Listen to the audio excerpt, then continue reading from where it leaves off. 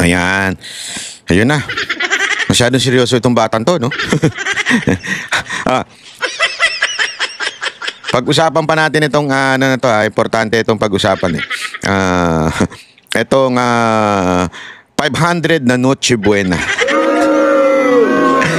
Ang sagot ng Malacanang doon sa banat ni Pulong Duterte. Ito, pakinggan natin yung banat ni Senator. Pero bago po mangyari ang mga ganyang klaseng usapan, ulitin lang po natin mga kababayan, baka naman pwede mag-subscribe na po kayo kasi sa mga nanonood, 52% hindi nakasubscribe. Pero alam nyo nakita ko yung statistics medyo umaangat na po ito. Marami na po ang nanonood na nakasubscribe. Pero kung maaari pa, yung iba pa, yung remaining na nanonood, baka naman pwede tayo mag-subscribe. Okay. Ito na nga, pag-usapan na po natin yung ni Davao City Senator ang gusto ko itawag kasi gusto ko nang tumakbo siyang senador. District Representative Paulo Duterte.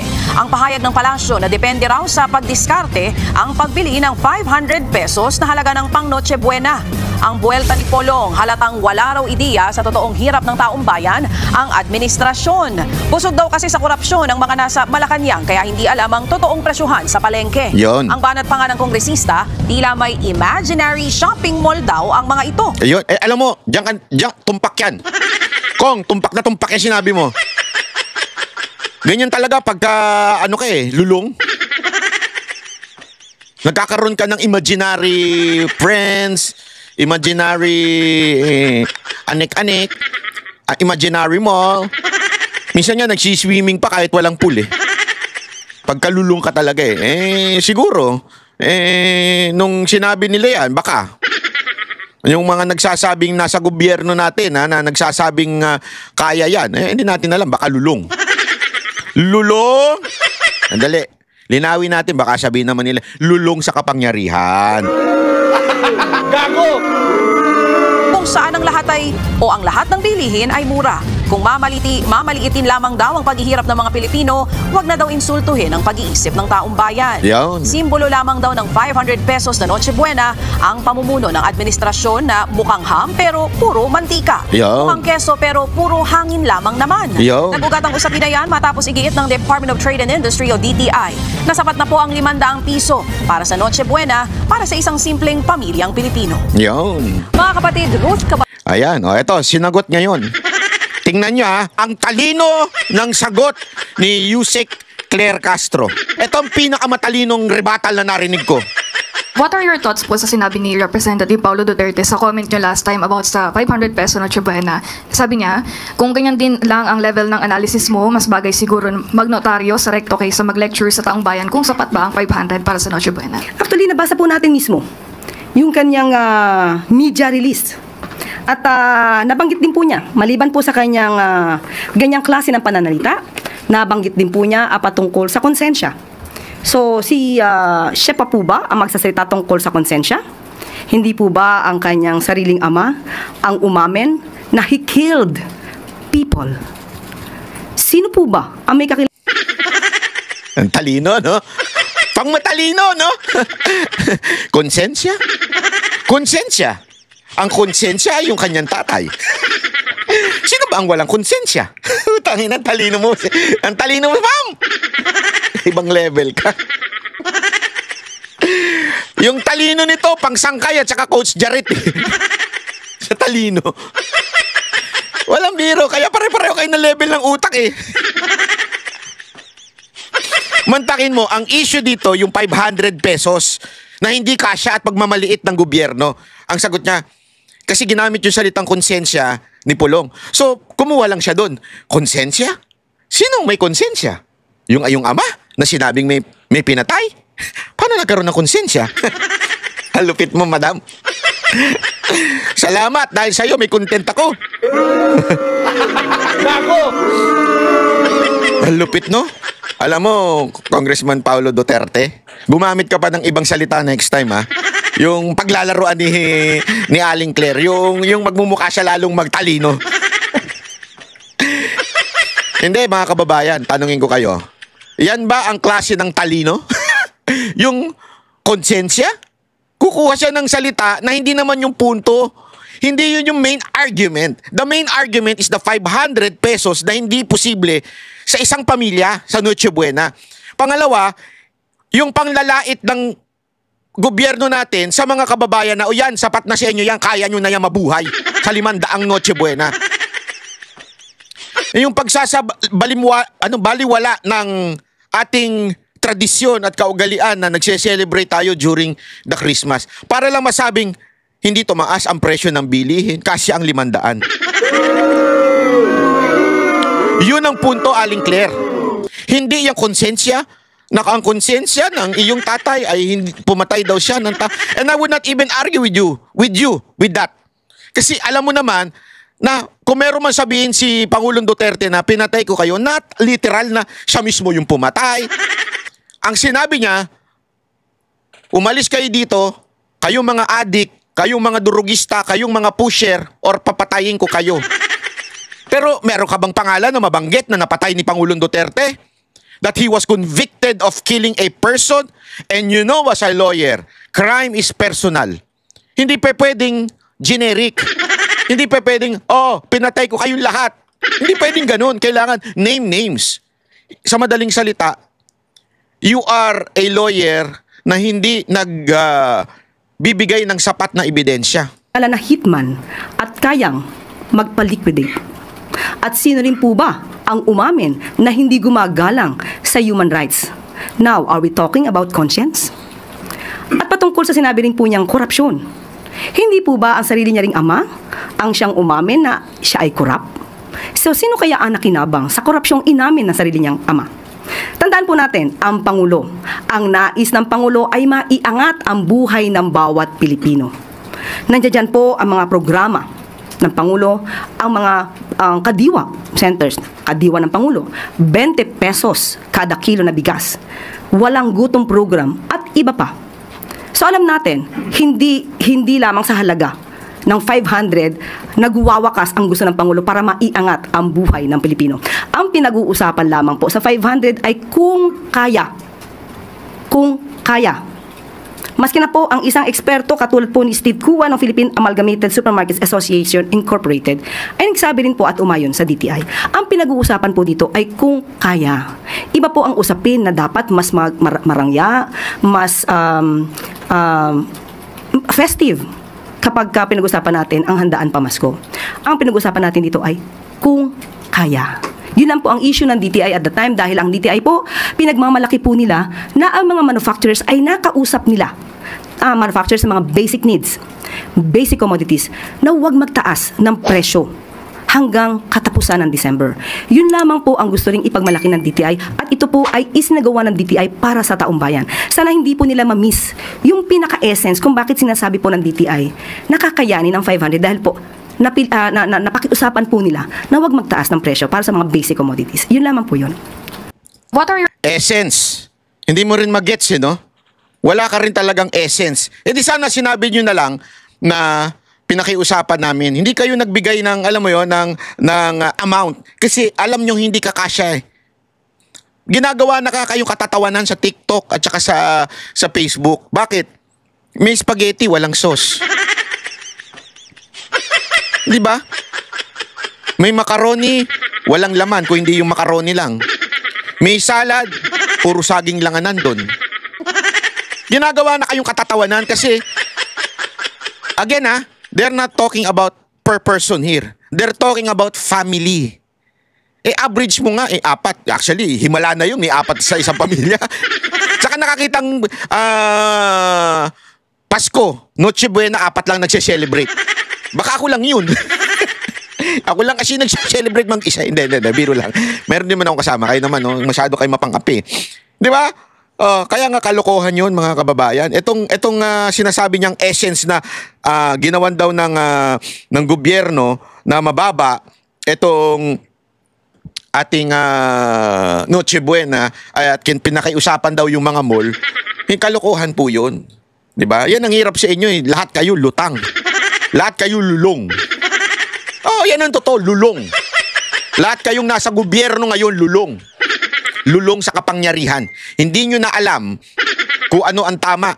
Hindi nyo na alam ang tunay na damdamin at nararamdaman ng mga Pilipino.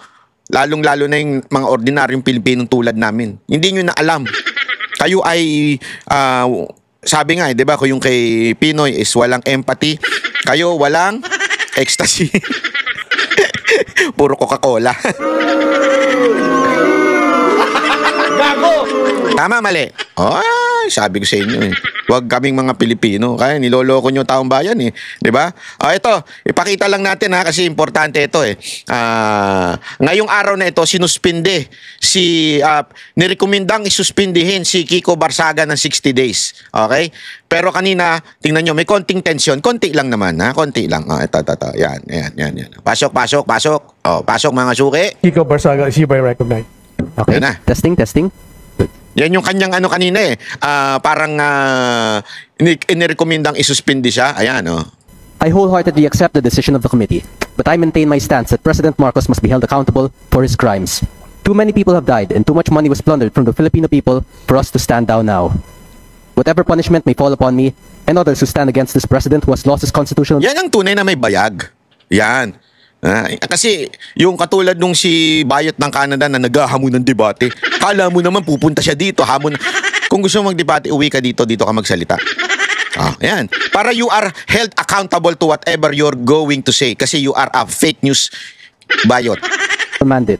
His constitutional mandate of serving the people is Speaker, inconsequential point of in order. relation to the amounts of lives Mr. Speaker, and point of futures order. that will be saved when Majority President Leader. At apakatarantado nung pumipigil Freedom of speech niya yan eh. Pinipigilan nyo. Marcos leaves Malacanang. It took the deaths and imprisonment Point of order, Mr. Speaker. to bring Marcos Sr. to Point of order, Mr. Speaker. Kita ninyo? Nagsasalita pa, binastos na ninyo kaagad eh. Di ba? Ito. Mr. Speaker, after a thorough deliberation on the case, the committee finds that the actions of Rep. Barsaga in posting incendiary social media content through his Facebook accounts and in retaining and failing to remove publicly viewable, inappropriate, and indecent photos to be unparliamentary and unbecoming of a House member. Taken in their entirety, the actions of Rep. Barsaga bring contempt, discredit, and disrepute to the name of the House of Representatives. His actions reflected negatively upon the dignity, integrity, and reputation of the House of Representatives as an institution of the members of the House individually and collectively. Consequently, the committee finds Respondent Representative Kiko Barsaga of the 4th District of Cavite guilty of disorderly behavior by violating Section 141A Rule 20 of the Rules of House of Representatives, 4C of RA 6713, or the Code of Conduct and Ethical Standards for Public Officials and Employees, and by engaging conduct unbecoming of a member of the House, and recommends the imposition of the penalty of 60 days suspension from office without the benefit of salaries and allowances during the period of suspension, with a stern warning that repetition of similar misconduct will result to a more severe disciplinary action. In addition, Mr. Speaker, the committee recommends that the respondent Barsaga be directed to remove all 24 social media posts subject of this case within 24 hours from adoption of this report in the plenary. Alam mo, grabe yan ha. Grabe yan mga kababayan ha. Ang ganda nga nung sinabi kanina ng isang congressman eh. Hinalimbawa niya yung yung Bill of Rights, yung may karapatan tayo na sabihin ang ating saloobin. Sabi niya doon, napakaganda nung bahagi na sinabi niya na kahit hindi mo ito gusto o kahit hindi mo gusto yung pamamaraan ng pagsalita ng isang tao, hindi ka pwedeng pigilan. Hindi mo pwedeng pigilan yung tao na yun. Kahit pa hindi parang nasa norm yung pagsasalita. Kasi it's freedom of speech. It's talagang matindi. Unless, isa lang naman ang dyan ang parang exemption dyan eh. Kung yung sinasabi mo magkukos na makakapatay ng tao o magbabanta ka sa isang tao, yan. Pero yung sabihin mo lang yung saloobin mo sa isang namumuno, halimbawa si Marcos o kaya si Romualdez o kaya kung sino pa man, ay yan ay kalayaan mo. Even if it doesn't sound good or it doesn't sound decent. Di ba? Kalayaan mo yan. Hindi pa pwedeng matanggal yan just because of ethics. Kasi bakit? Nasa konstitusyon eh. Di ba? No law shall pass abridging freedom of speech. That is including ethics. Hindi pa pwedeng gumawa ng isang patakaran ang Congress o yung House of Representatives na sabihin nila, hindi, against yan sa ethics natin. Hindi pa pwede yun. Bakit? Constitution ito eh. Always remember this, the Constitution is higher than any laws, any regulations, any ethics, whatever. Higher ang Constitution. So ibig sabihin, pag sinabi ng Constitution, no law shall pass abridging freedom of speech, ibig sabihin nun, walang batas, pamantayan na pwedeng ipasa, ipatupad, na nagpipigil sa kalayaan magsalita ng isang tao. Kaya nga alam mo, sa ibang bansa, ang tindi ng awayan sa House eh. Yung sa Congress nila, yung kanilang mga senators, mga congressman. Kasi malaya sila eh. Malaya sila ng kanilang pamamaraan, di ba? Although yung iba, umaabot na sa suntukan, yun, ibang usapan naman yun, violente na yun. Dapat talagang hinuhuli yun. Pero kung ikaw ay salitaan lamang, abay dapat bigyan niya ng kalayaan even if you don't like it. Or the way kung paano niya sinabi yun, kahit ayaw mo, kalayaan niya yan. Hindi pwedeng pigilan. Ewan ko ba dito sa Congress na to, gumagawa ng batas, di nila alam. Ngayon, mantakin mo pinabubura pa yung social media post ni Kiko Barsaga. Ayan sinabi pinabubura 4 hours from adoption of this report that the respondent Barsaga be directed to remove all 24 social media posts subject of this case within 24 hours from adoption of this report in the plenary. Mr. Speaker, let this be a reminder to all the members of the House of Representatives that as trustees of the people, we are expected to conduct ourselves in a manner that would reflect the dignity of our position in society and in public service. Let us be more circumspect in our acts and words and be mindful of the high standards of propriety required of us as legislators. Maraming salamat, Mr. Speaker. Grabe, no? Di ba? Lupit nyo. Ang lupit ng Kamara above the law. Ha? Kayo ay above the law. Sa bagay, pagka talagang lutang ang pinuno, pati yung lutang din. Ulitin ko, pag sinabi kong lutang, lutang sa kapangyarihan, ha? O kaya di pala lutang, lulong. Sorry. Pag lulong sa talagang ganyan magdesisyon. Lulong sa kapangyarihan. Ito pa, tingnan ninyo ito, ha? Tinatarantado tayo, eh. Nakakatawa itong balita na to, mga kababayan. Panoorin nyo ito. Tingnan nyo, ha? Handa daw. Handang humarap sa investigasyon ng Independent Commission for Infrastructure o ICI si Pangulong Bongbong Marcos ayon sa palasyo. Joke time! Joke time! Binuo mo yung ICI, pinondohan mo yung ICI, tapos sasabihin mo, imbestigahan nyo ako. Tangina, ghost. Joke time! Gago! Budol! Hayop!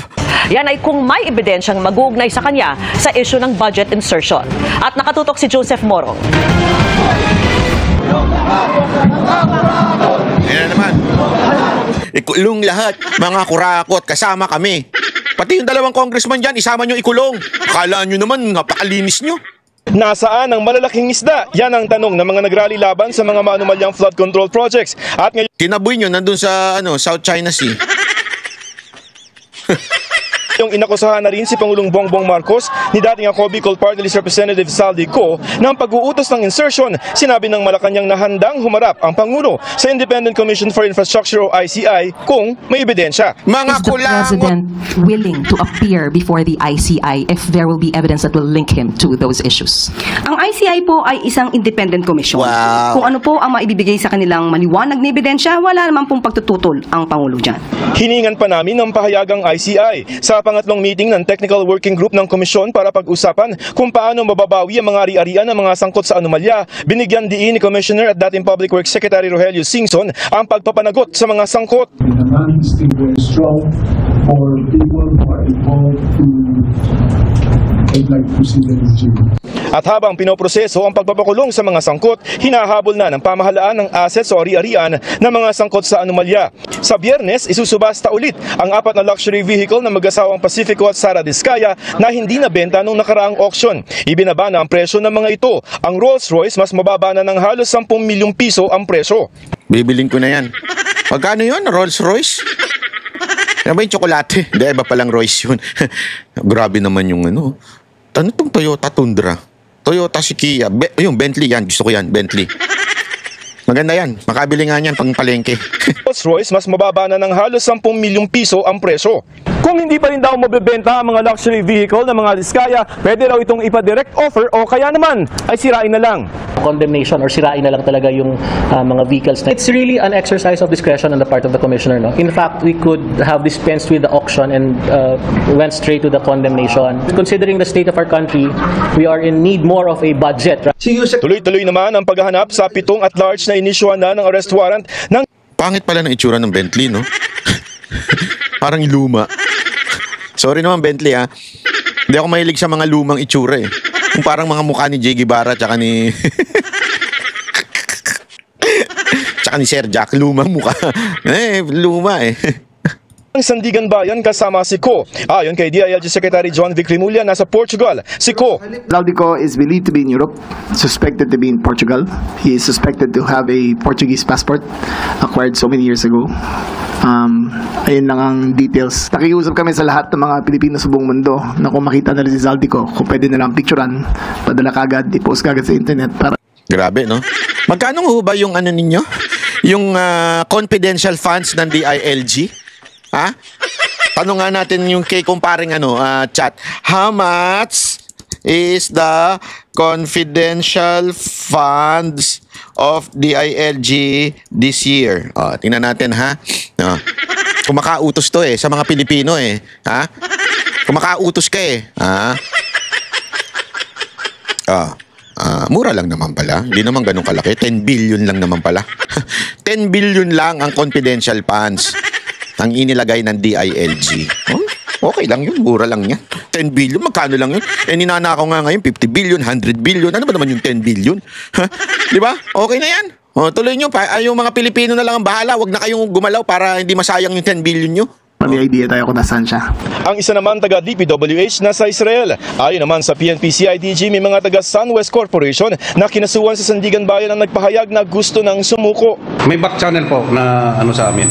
And siyempre wala po silang personal na abogado and apparently ano ba naman yan? Yung audio di ayusin! Parang napabayaan. So they're takot also.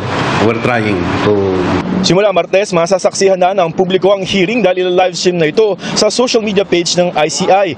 Handa raw ang mga kongresista na magpa-live stream at hindi hihingi ng executive session sa ICI.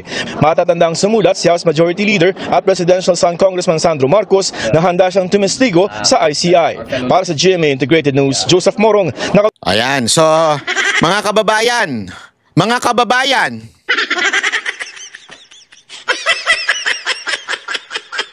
anong joke to? Anong joke to? Sino niloko ninyo? ICI? Sinong niloko ninyo? Claire Castro pala, hindi pala ICI. Wala pa palang alam yung ICI. Pautot pa lang ni Claire Castro to. Nakaharap daw sa ICI si Marcos. Joke time, kating. Joke time. Kakaiba ka? Ewan ko kung maniniwala kayo dyan, pero kayong bahala. Basta, bahala kayo sa buhay niyo. So anyway, eto na. Bahala na. Hanggang dito na lang po.